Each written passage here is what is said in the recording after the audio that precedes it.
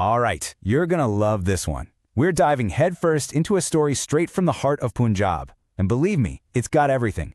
Ghosts, a whole lot of gossip, and a very, very special glass of Lassi. So get ready for Banta Singh and the haunted Lassi.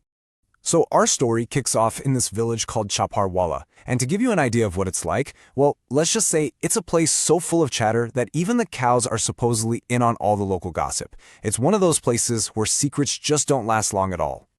And that brings us to the setup for our whole adventure, a dare. It all starts here, where a tiny little rumor turns into a big boast, and that boast lights a fire that's going to change everything. Now, to really get the folks in Chhappar, you've got to know what makes them tick. And it really comes down to three things. First up, chaat. You know, those amazing, spicy, tangy snacks. Then there's ghee, and they put that clarified butter on pretty much everything. And last but definitely not least, their number one hobby, a good old-fashioned bit of gossip. So you can imagine what happens when news spreads that the old Haveli is haunted. The whole village is buzzing, right? But our hero, Banta Singh, he's not scared. When he hears about it, he's actually excited. He just sees it as an opportunity for a bit of an adventure. Well, the village elders are pretty shocked by his attitude. One of them, Bibi Joginder, gives him this hilarious piece of advice. She says, "Son, if you're going to go, you better take a glass of lassi with you, or else the ghost is going to eat your food." And trust me, that little detail about the lassi, it's going to be important. And just like that, the confrontation begins. Bant is not one to back down from a challenge. He grabs his Lassi and marches right over to that spooky old mansion, totally ready to face whatever, or whoever, he finds inside. So, the Haveli itself? It's exactly what you'd picture. Totally run down, paint peeling off the walls, windows all smashed in. I mean, it is the perfect spot for a ghost story. Banta pushes open the door, steps inside, and bam! A bat just swoops down right past his head. The classic jump scare moment. And yeah, even our brave hero lets out a little scream. And then he notices the smell. It's this very weird, very specific smell. The air is just thick with what you can only describe as forgotten parathas from like 1978. A truly unforgettable aroma. For all the wrong reasons. And in that moment of pure panic from the bat, Banta yells out maybe the most creative thing you could possibly yell in that situation. "Hey, act like an umbrella for my head." See, even when he's terrified, he's still got that sense of humor. So inside, this shadowy figure with glowing eyes appears and offers him a glass of lassi. But hold on, this is no ordinary lassi. It's got this weird black swirl in it. And Banta, being a bit of a lassi expert, squints at it and goes, "Hey, this lassi's color, isn't it a bit strange?" But he bravely takes a sip anyway. And then, achoo! I'm talking about a sneeze so massive, so absolutely world-shaking, that it literally sends the ghost flying across the room into a pile of hay. I mean, that is not how anyone expected this confrontation to go. And with that one single sneeze, the entire night just flips on its head. The spooky part is over. Now it's time for a party of ghosts.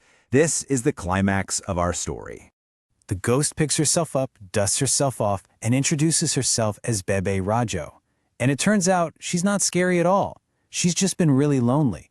In fact, Banta is the very first mortal to ever even try her special lassi. Suddenly, the whole Haveli just lights up.